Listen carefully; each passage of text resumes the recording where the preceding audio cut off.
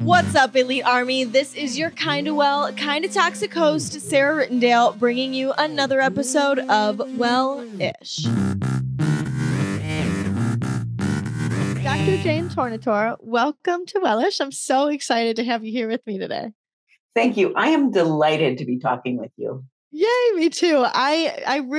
So like I was saying to you, I've talked to people about body image. We've talked about relationships, but I really want to get into the nitty-gritty about mental and the mindset that goes into self-love. And what better person to talk to about than you, a self-love expert? So I'd love to get into it. But I really like for my guests to introduce themselves. I think it really paints a better picture than I would probably be able to for who you are and what you do and what we're going to be talking about. So if you don't mind.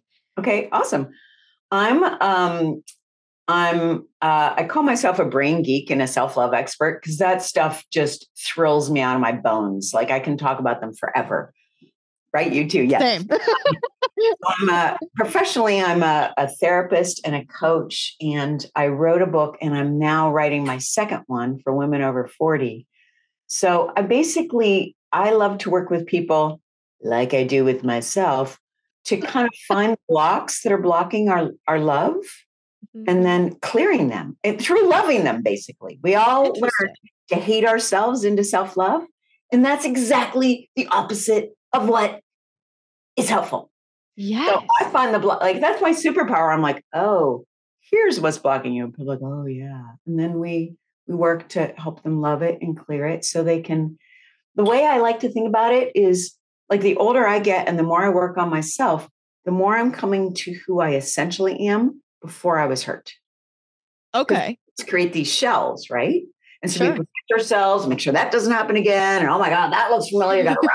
Right? So we close ourselves off. And when we do that, we not only protect ourselves safe from our past and perhaps our present and future, but we also cut ourselves off from our essential nature and goodness. Mm-hmm. So that's what I like to. I love that. So I like to think that, not that we never loved ourselves, but that you always had to learn how to love yourself, that like, there's not necessarily a point that you stopped loving yourself. It was always something we had to learn. But what do you think? Do you think that? I think it's almost like we have to unlearn how we learn not to love ourselves. Like that's a great way of wording that. Right? A baby doesn't come into the world and go, I don't know. Is it okay to ask to be fed? I don't know. Don't change my diapers. You've already done it 16 times. Like, they're just like, I need this stuff, right? They're not worried about if they're worthy. They're just like, I have needs. I will let you know. And we regenerate I'm safe in the world when our needs are consistently met. Not 100%, but consistently. And when the needs are, when we're littles, when they aren't met consistently, that's when we start going, well, why am I not getting it? Is about like, what's wrong with me that this is happening? Why did she yell at me? Why am I alone? Like we start to try to figure out. And because we don't have a fully formed brain, it has to be about us. Mm-hmm. Like we are the only things we can control at that time. So it has to be our fault. Because if it's our fault, we can fix it, we think. Right? Yes, absolutely. We can't. But that's what we do to feel a sense of safety in the world. So it's really unlearning all the ways that we had to make ourselves bad to explain the wackiness of the world that we experience, even with the best family and parenting. Mm-hmm. There's just stuff that happens and we don't know. So we make stories about it with an unformed brain. Absolutely. Oh my God. I love how you word that. So it kind of makes me think of what you said when you started about how you have people address or unblock these areas. Can you explain that a little bit further about your process, about how you help people attain self-love? Well, it's kind of a dance. I've got some things that I work with every single client and myself all the time. And it's repetitive, because it takes a long time to unlearn what we're learning. Sometimes it's fast, but often it's just a lot of repetition. So there's some core aspects I cover, but really the dance is when we can find our blocks when we're connecting or we're trying to connect or we're trying to go for something we want. Okay. And then we hear that inner message. We feel that feeling in our body that says, don't do that. It's going to be bad.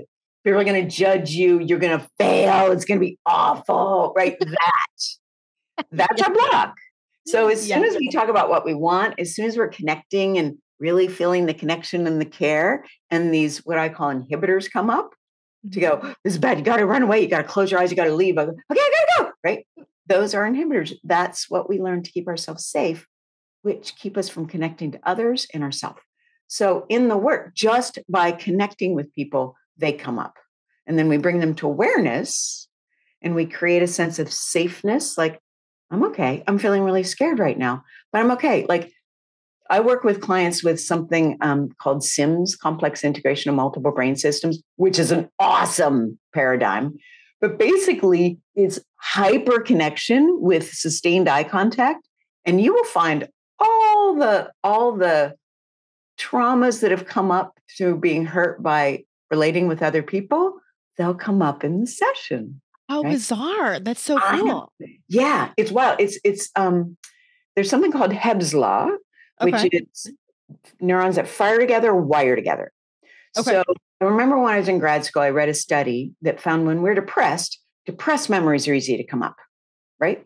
Depressed Sure. memories are easy to recall. When we're happy memories are easy to recall. So when Sure. we've got something firing, memories or thoughts or situations that are similar are like, hey, you might need us. So they light up.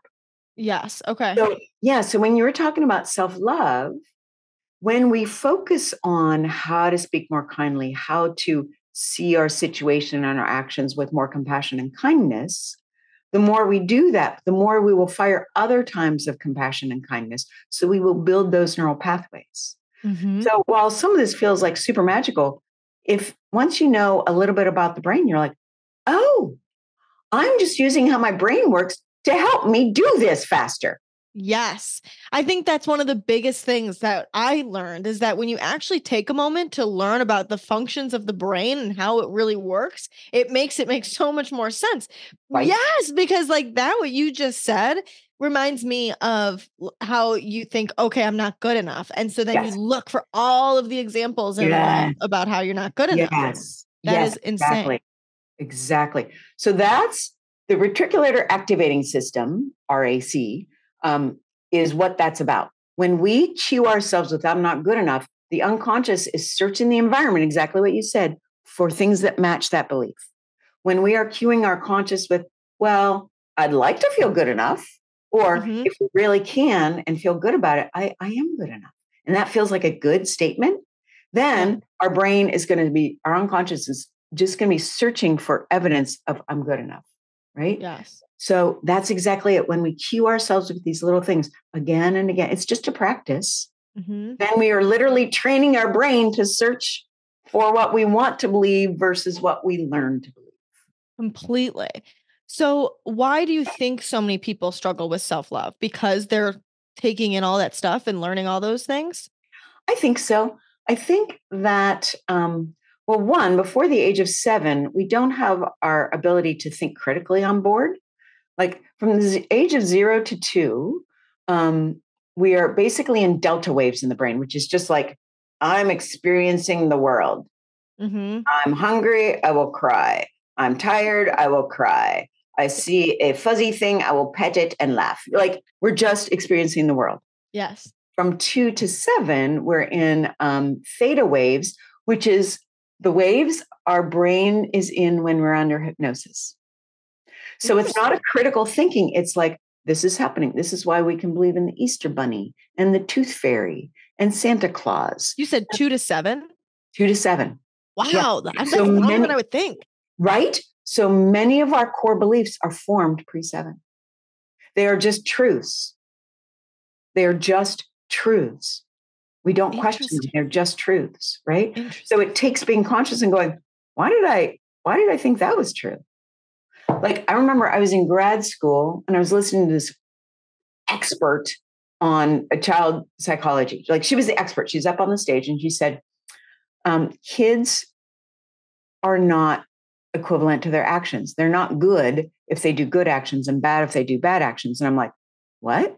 Mm-hmm. I know she's the expert in everything, but she's wrong. Mm-hmm. I mean, literally, that is what I was thinking. The expert on the stage is wrong. But I was smart enough to go, no, she is the expert on the stage, and you're a student sitting in the, you might want to think about what she's saying. And that's when it hit me that I learned, and my parents never said this to me, right? Yeah. But I learned that if I do something bad, I am bad. Yes. Shame, right? Guilt is, oh God, I screwed up. I got to fix that. Bummer. That's guilt. That's great. That helps us repair and not do things again. Shame just makes us feel bad, and it doesn't help us do anything except close in and feel worse about ourselves. So I just believed. And when I was growing up, I hope they don't say it anymore. But when I was growing up, people said, bad girl, don't do that. They didn't say that behavior is not okay. Stop that now. They said, bad girl, don't do that. So that's what I learned. I was bad.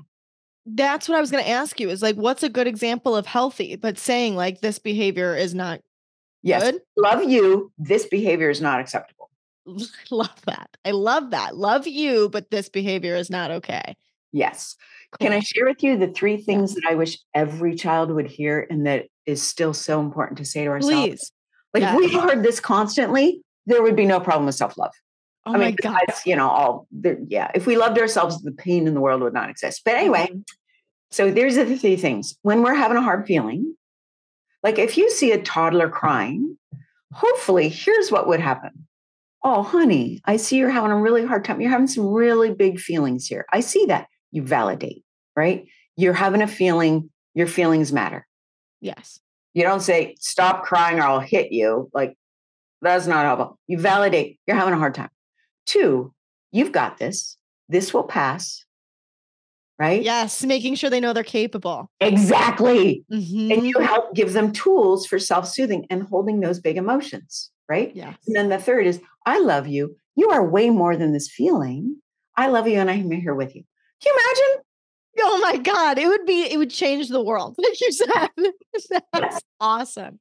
Yes. That's insane. Yeah. And I mean, I think, yes, like it's so good to know that for children, but obviously it's so good to just know that for yourself. Yeah.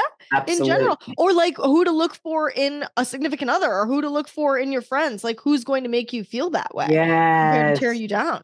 Yes. So yes. Yeah. Isn't that great? Where do we learn how to love ourselves, do you think? That's a great question. Anywhere we can. Yeah. Good answer. I read a lot of books. Mm-hmm. Right. I read Brene Brown's Gifts of Imperfection about 5 times in 5 years. Mm-hmm. I surround myself with people who say how I want to be. And I just hear it. And so by repeatedly hearing it, my brain gets the message, oh, this is normal. This is okay. This is not weird. This is attainable. Mm-hmm. And then through when we are paying attention to how other people talk to ourselves, to themselves and to us, we gravitate towards those people who say mean things or gossip. You're like, yeah, this doesn't feel good. Mm-hmm. And then, so when we notice when we're saying mean things or gossiping, we can go, yeah, this doesn't feel good. Mm-hmm. How would I rather be? Mm-hmm. Yes. So basically anywhere we can. Books are my favorite thing because I love books. Yeah, me too. I agree with you. And I think that too, it's an interesting point because it is surrounding yourself with those words so that you know that they're possible. I like that you say that because it totally just makes me think, going back to the concept of these sub 7, that you're in school, you're trying to fit in, you're trying to, do all of these things and you have people in your ear that don't make you feel good and aren't doing those 3 things for you. It makes sense why that's also a place that you're picking up how to love yourself, but you're learning how to not love yourself as you put it at the beginning. Exactly. Yeah, and I was one of those kids with ADHD and dyslexia. So I was always bopping around the classroom. So I was always told to sit down, be quiet, right? And so relate to that. Right? Mm-hmm. So I was super smart. So I could still get the stuff, even though my brain wasn't working so well. But I was always getting unsatisfactory remarks. Mm-hmm. Like, can you imagine unsatisfactory? You are unsatisfactory. Like, That's a nice message to give a little kid who's just trying to sit in her desk, right? Yes, completely. Oh my God. I had a teacher one time that told me I wasn't allowed to ask questions. I asked too many questions. Isn't that insane? I know. I think I was in fifth grade. It just blows my mind. And then same thing, always getting like, you talk too much and doing all these things. And it's interesting because like in my life now I've helped heal it more, but I did feel like I couldn't speak up. Like I was too Right? afraid to say anything. And it's like, is that why? Because I'm getting these messages that I'm bad at such a young age. Yes. Yes, So exactly. so Yeah. bizarre. So bizarre. Yeah. I think about it too. I had a teacher when I was in second grade that told me, "Oh, I think you're going to need to go to summer school for math." And to this day, I'm very bad at math because it's like Oh you've got these messages. no. Yes, and that's so like eye-opening to just think about all of these things that Yes. you know that they're a thing, but you've never been able to really connect the dots. And Yeah. obviously, it's really helpful to fix things when you know where they're coming from. So Yeah. that's Yeah. eye-opening. It is super helpful for compassion. I think Mhm. sometimes we get stuck if I have to find out why I think this way. And then that's where our focus is versus, okay, so I think this way. I'm not sure why. And I don't want to think this way anymore. Here's how I want to think. Like with the Mhm. whole math thing, so many girls learn that they shouldn't be good at math. It's just so sad. But like, I would like to feel like I'm good at math. I would Mhm. actually like to have a different opinion. So we just talk to ourselves and not like, I'm good at math if we don't believe it, right? Because then we're like, I'm Yes. lying to myself. I remember when I first learned about affirmations, I hated them. Yeah. I hated because I would say I was just out of grad school. I was in complete debt.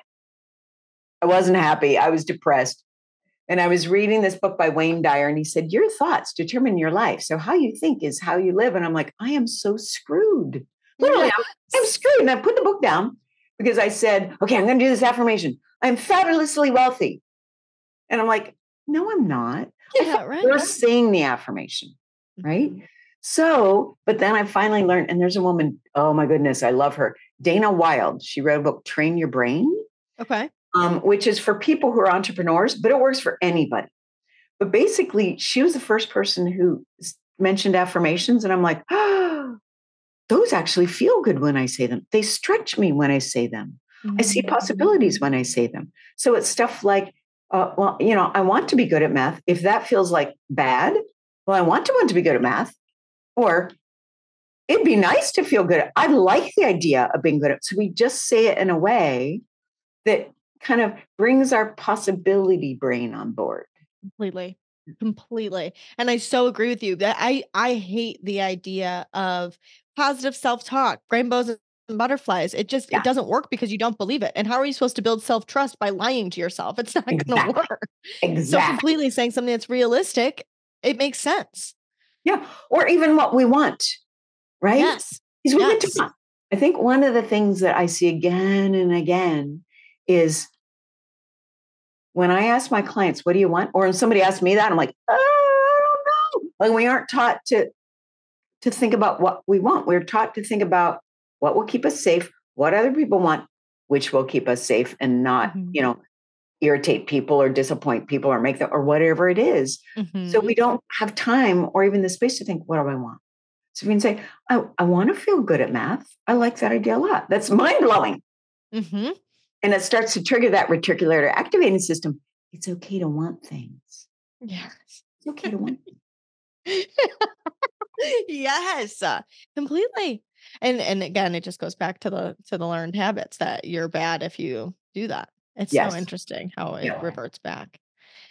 What would you say are some common misconceptions about self-love that you encounter?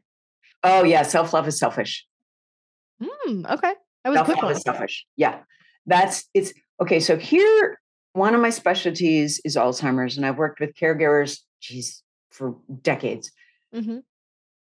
Not once when I've worked with a caregiver to take more care of themselves. Not once have they said, Jane, now that I'm spending more time taking care of myself, being kinder to myself, having more compassion for myself, I'm a worse caregiver. Like, not once. Every single time they're like, I'm kinder, I'm calmer, I'm more patient, I'm a better caregiver. And I'm like, right? This Mhm. is how it works. When we are filled, we naturally are generous. We naturally want to give to others. When we are filled, it creates no pain or deficit, right? So self-love, actually, once we experience it, and once people experience it, they get it, they're like, oh, right. They don't believe it until they actually see it in action, though. But once we experience how we just naturally are kinder to others, we're like, oh, and that came from loving myself more. It always happens. When we love ourselves more, we find we are more loving to others. That's always. So it's not selfish, it's the opposite. Right. The second misconception about self-love is, and I'm glad you asked that because I had this, make sure to mention this to Sarah. I read a book, The Trance of Scarcity.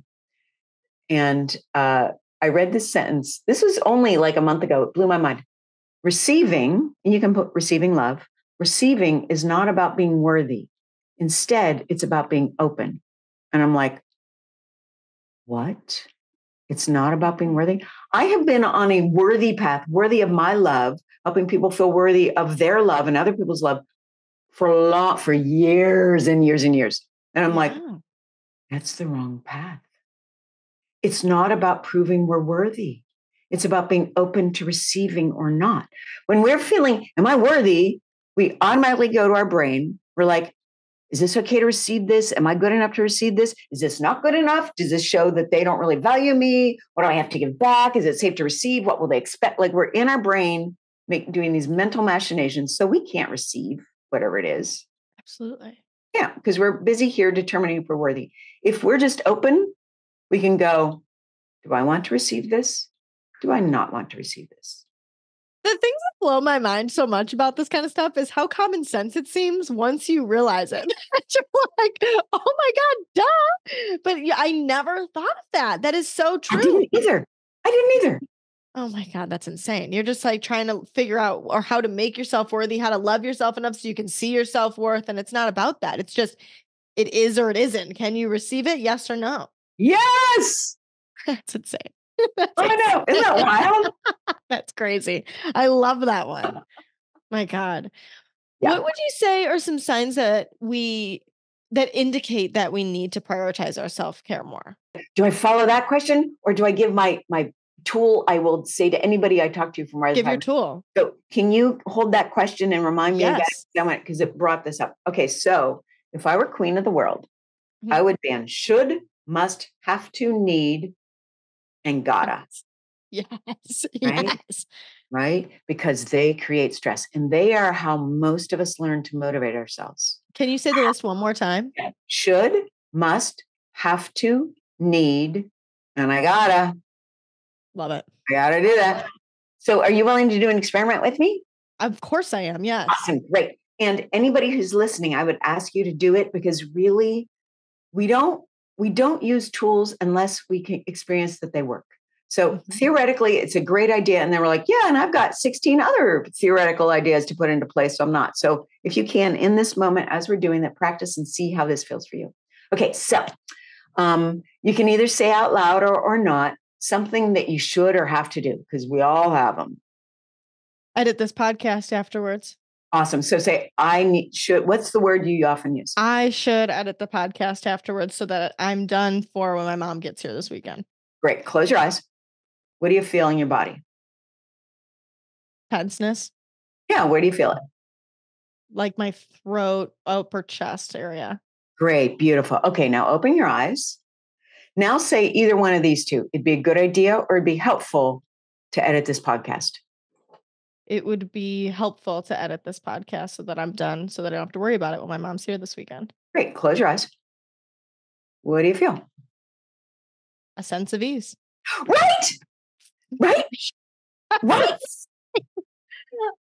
You know, it's crazy because I love what you said about how you have to like do it in order for you to see that it's real because you don't have apply to do these things. But it will be super helpful to see if it works for you or not. Absolutely. Yeah. Because like you say, and I'm sure you experience this because you're a reader too, is that you read all the books, you get all the tools, you think all the things, but then it's like you use it to make you feel better when things come up, but you're not actually using it in the circumstance. Yes.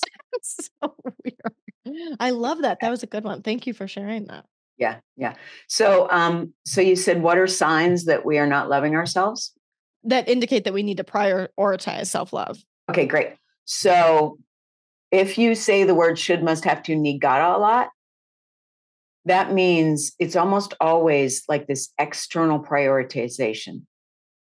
So when we get rid of those, often when we're not loving ourselves, we are driven by urgency and no choice. I have to do this to be worthy. I have to do this to be loved. I have to do this to be successful. I have to do this to have, like there's this forced march kind of aspect to it. But when we can say it would be helpful or it's a good idea, we come into the, instead of on the external, this is what needs to be done so I am okay and safe and worthy, it comes to the internal, well, what do I want to do? What feels good, right? Mm-hmm. Even if it's during this time of year, my favorite example always is taxes, because taxes is something we have to do. Well, not really. We will not die if we don't do taxes. However, we don't like the consequences if we don't do taxes, right? Mm-hmm. You worry if you get audited, it would be awful, but mostly we worry, right? So the consequences are not helpful. So if we can go, it is helpful for me to do taxes, because then I will stop worrying. It will be off my plate. I'll be happy. Then we are literally giving ourselves a sense of choice there versus here's another obligation because I'm living on this earth.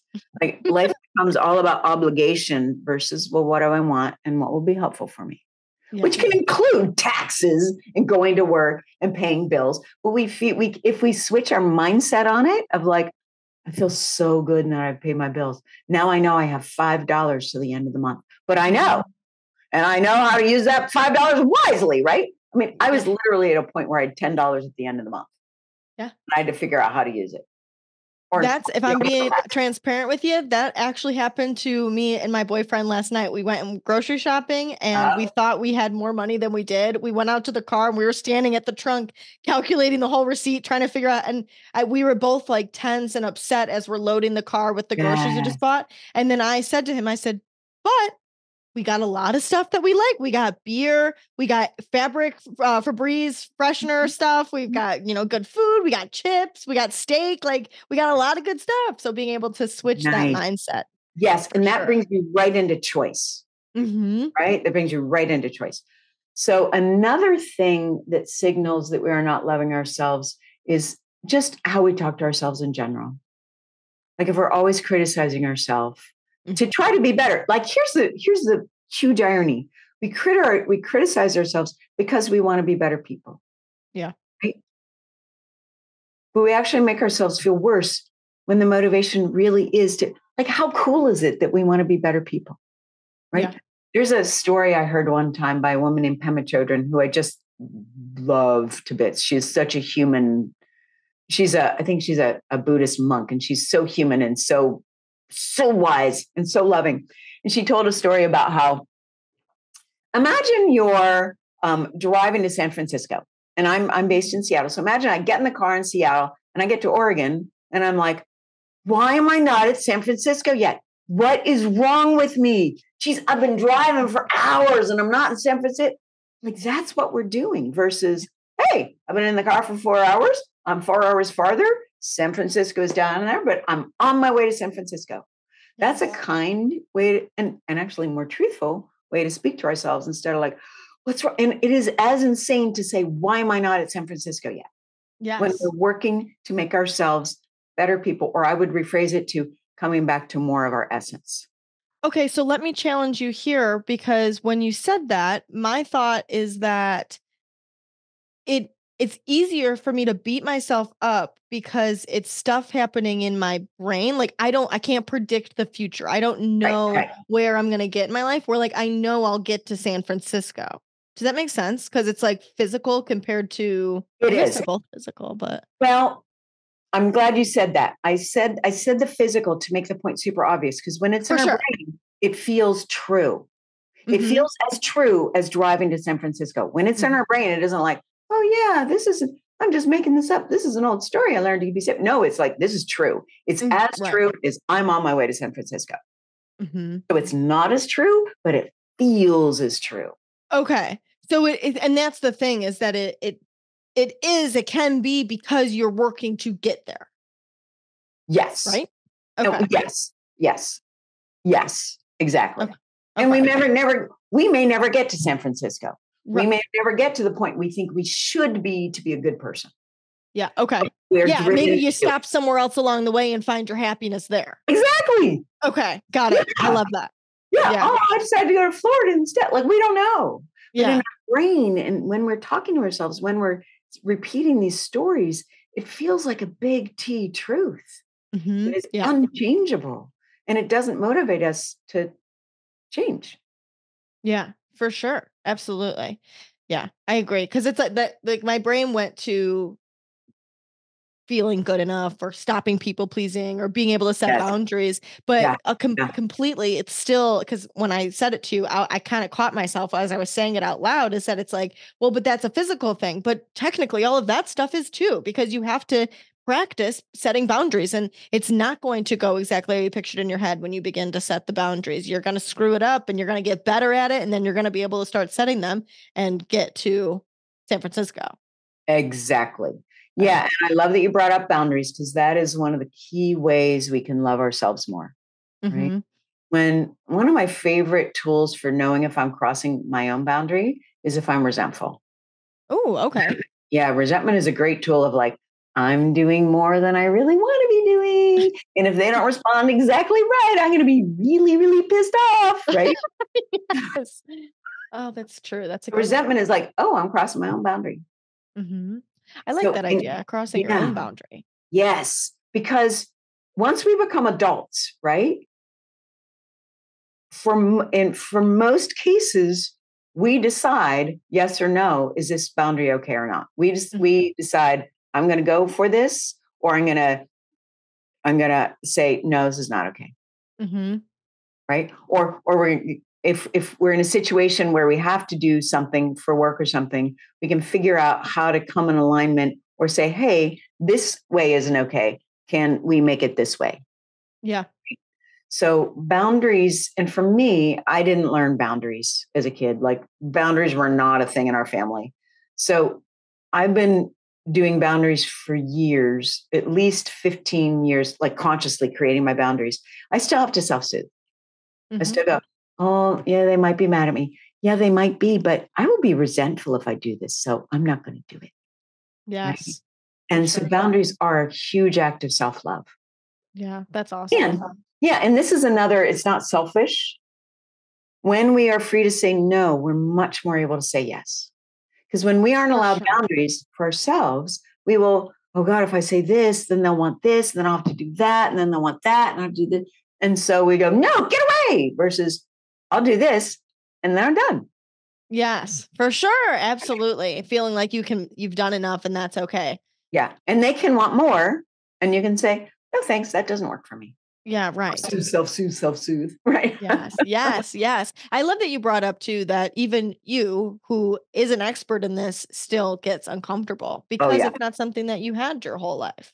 It's a pre-7 belief. Yeah, that's crazy. Pre-7. Pre-7 belief. That's a life changer right there. I swear to God, that's insane.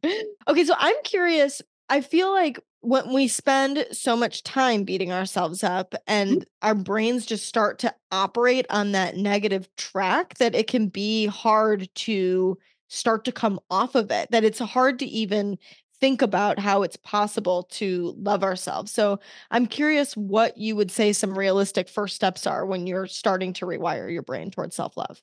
Awesome. Well, the first step is compassion, because our brains are Velcro for negative and Teflon for positive thoughts. Mm-hmm. That's how we are wired. Yeah. Because back in the savannas, when we're just basically trying to survive, it was the people who were always looking for danger, always looking for the bad. They were the ones who lived. They were the ones who heard the tigers. They were the ones who got the food.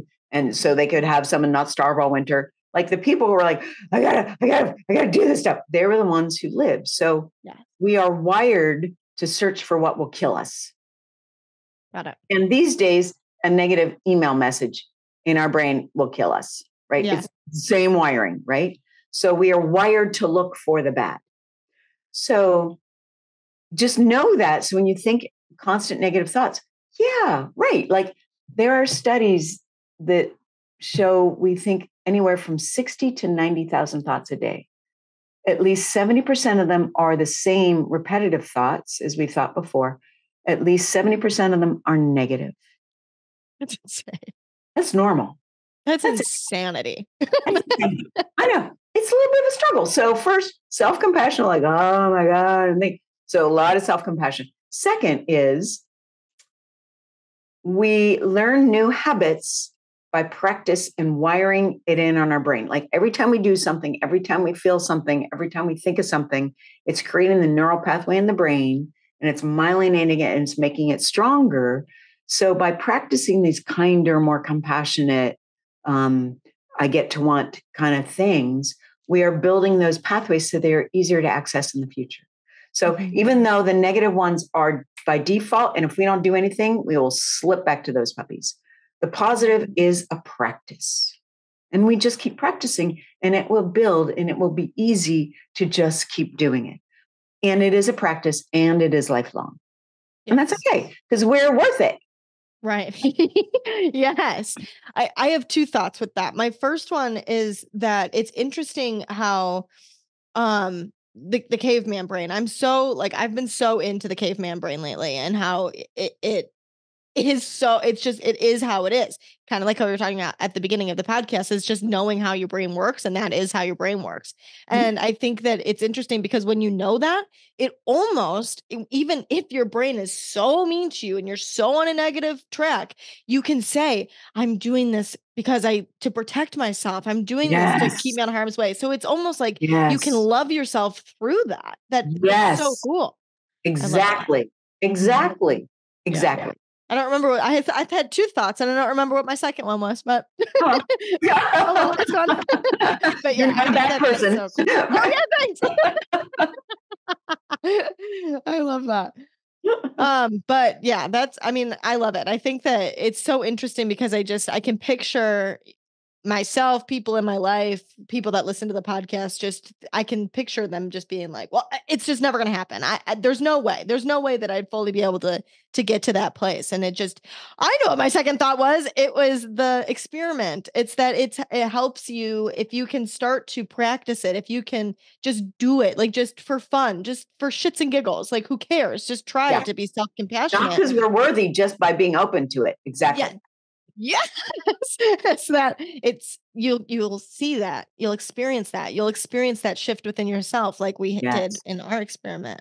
Yeah, I was working with a client last week, very, very, very negative, and she was in her 60s, and she said, "I thought I was broken. I thought I was never going to be able to have compassion and love myself." Like she literally thought she was a lost case, but just by taking little actions and again, just saying the kind thing, looking for a different way to respond, she now realizes she's not broken. Like there's hope.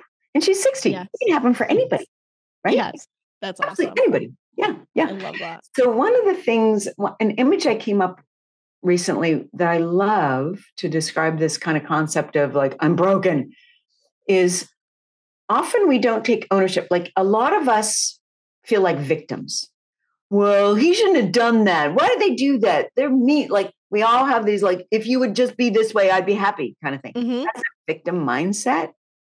You determine my happiness. That's victim mindset, right? It's not bad. It's just what we learned. And here, I just realized the other day why it's so sticky, that victim. Because victim is, I'm constantly going, Jane, you are not a victim to what is happening right now.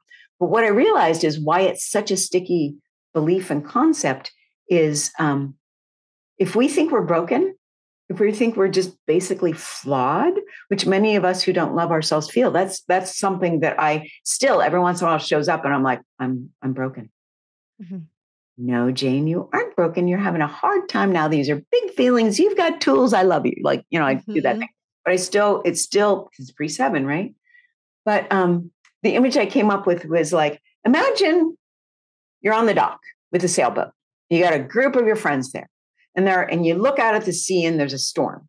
And they're all looking at you going, well, you're going to take us out and keep us safe, right? You're going to captain the ship. And you're like, I don't know how to sail.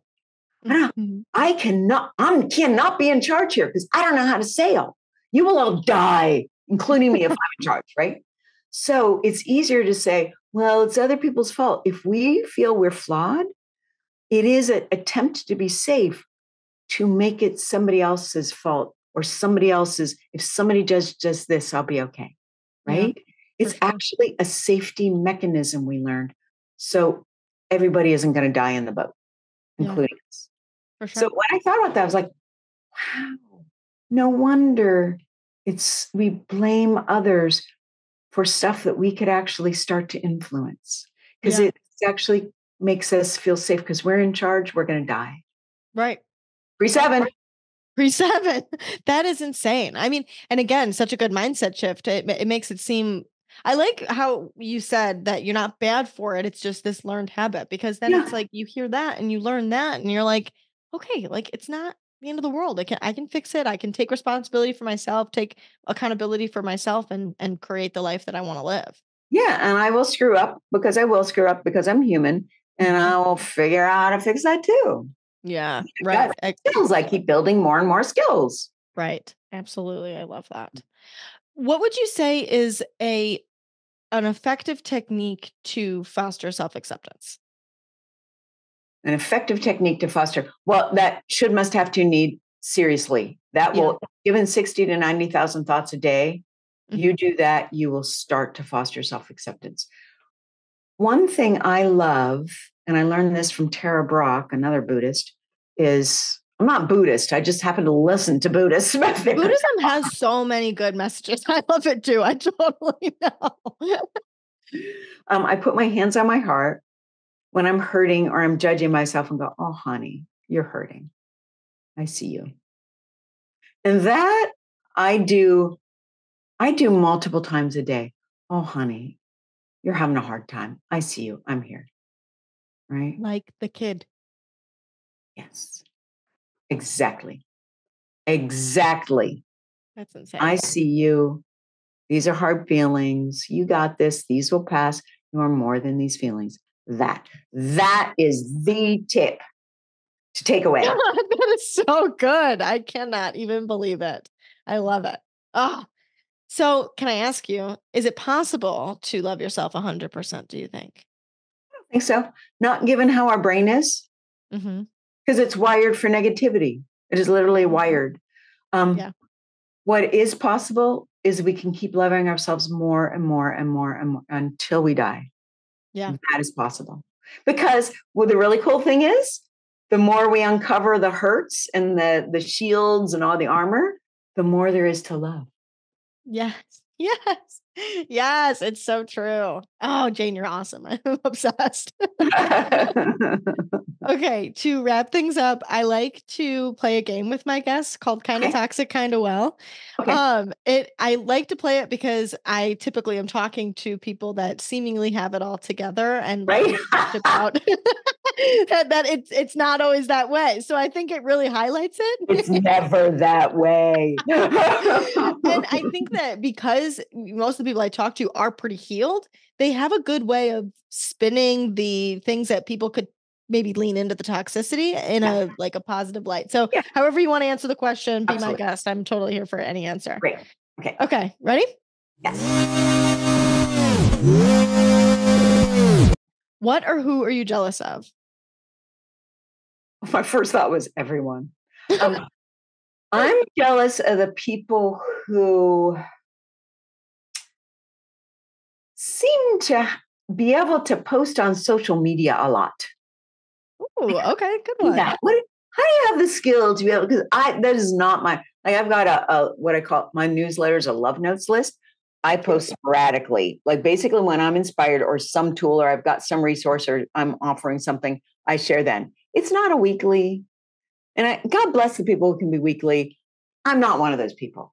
Yeah, so I'm jealous of people who can be consistent. I love that. When is the last time you people pleased instead of doing or saying what you really wanted? Oh, wow. That's a great question.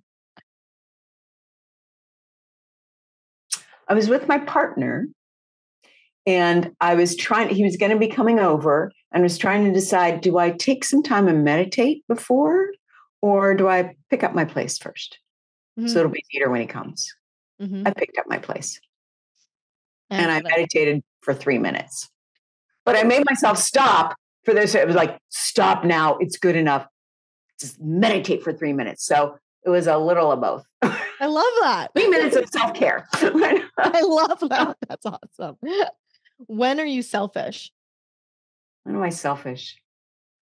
Well, it's easy for me to be selfish because I'm single and I don't have kids, right?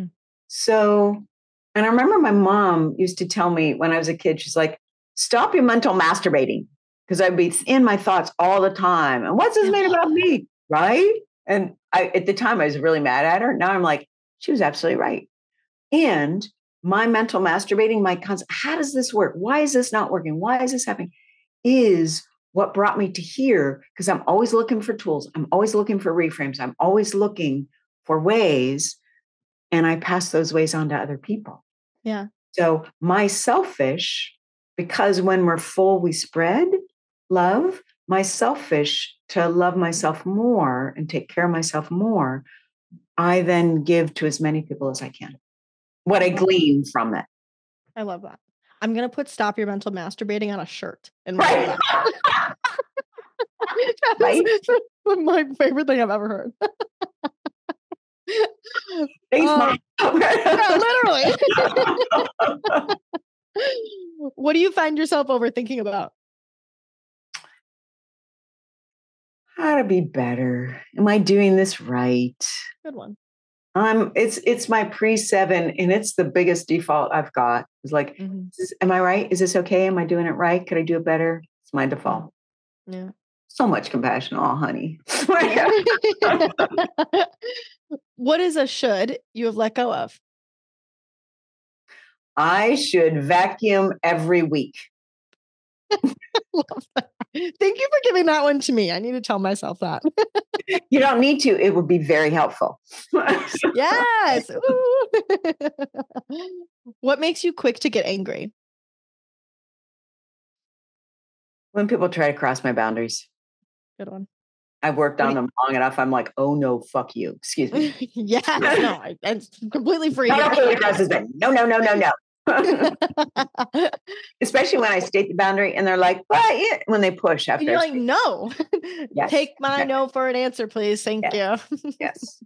Yeah. Ridiculous. What are you afraid of? I'm always afraid of failing. Sure. Or I'm afraid if I'm working with somebody, I will not be the person they need to best help them. And then they'll never go to another therapist or coach in their entire life, and their whole life will be ruined because of me. Do we have the same brain? That's awesome. Oh, it's so relatable. What do you not have empathy for? I don't have empathy. Well, that's a hard question. I work on empathy so much. Like I was going to say, I don't have empathy for people who are cruel, like to people or animals, but also I realize they're only cruel because they were hurt. It doesn't excuse it. It doesn't make it okay. But I've worked so much on that after I'm like, oh, you are a jerk, I will go, wow, they must have been so hurt and they have not gotten out of it. They are stuck in hurt and it has to pass. So they make me the most angry. But empathy is becoming one of my superpowers.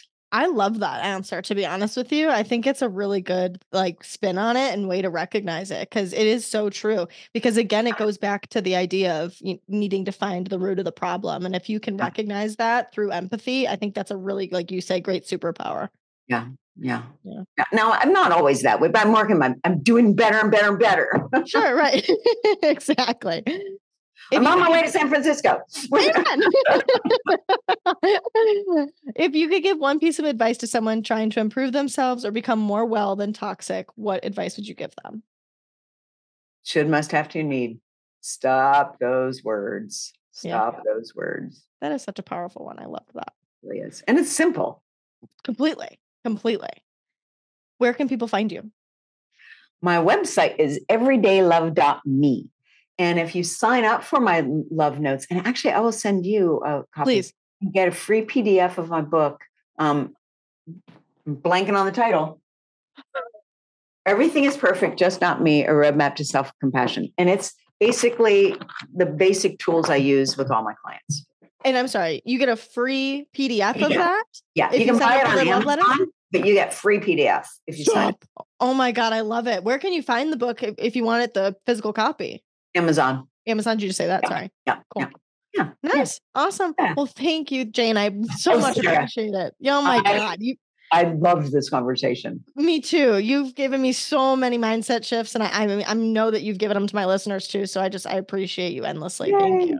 And I want to share with you, it is so heartening to me that you are learning and spreading this stuff at such a much younger age than I did.